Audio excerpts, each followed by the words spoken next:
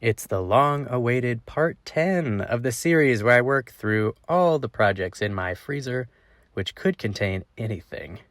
Today I opened a big bag that just said, human. What was actually in the bag were these 3 bunny rabbits. I work with raw pet food users sometimes, so it's important that I label things that have been processed up to that point in a way that is safe for people to eat, such as our project today. I think butchering a rabbit is a lot easier than butchering a chicken. That's a personal preference. There's videos of me going through the whole process really slowly, giving instructions, showing you things that might look different depending on what breed of rabbit you're working with.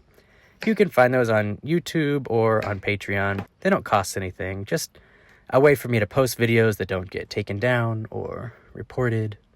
The leg of a rabbit is very similar to a chicken thigh. The arm of a rabbit is very similar to a chicken wing. You can cook them in the same way. Most of the meat will be on the back right there, the back strap. And the ribs don't have about any meat on them at all. What I'm going to do is cut off the larger chunks of meat and grind them for one recipe, and then I'm going to roast all of this, and then I'll pull it, a lot like pulled chicken.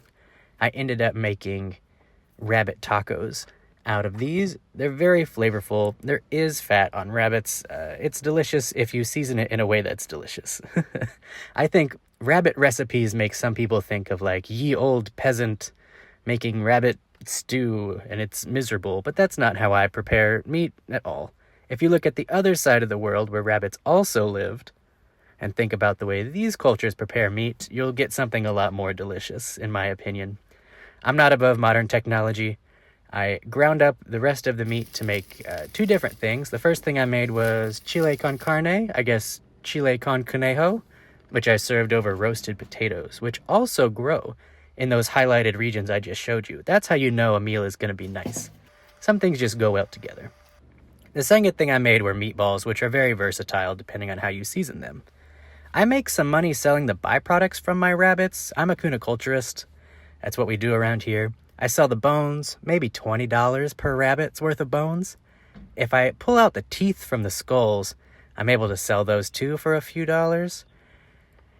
I keep the organs. If I don't eat them, I dehydrate them. That was a liver. These are lungs. Here's a kidney. People buy those as pet snacks or training tools for their hunting dogs. Each rabbit has 2 feet, so I get to sell those too, maybe $7. 2 front paws also, a tail, 2 ears. That doesn't even include the pelt, which I also process and tan. You've seen me do a lot of that. Each rabbit makes me about $50 each. Stay tuned, see what else we make.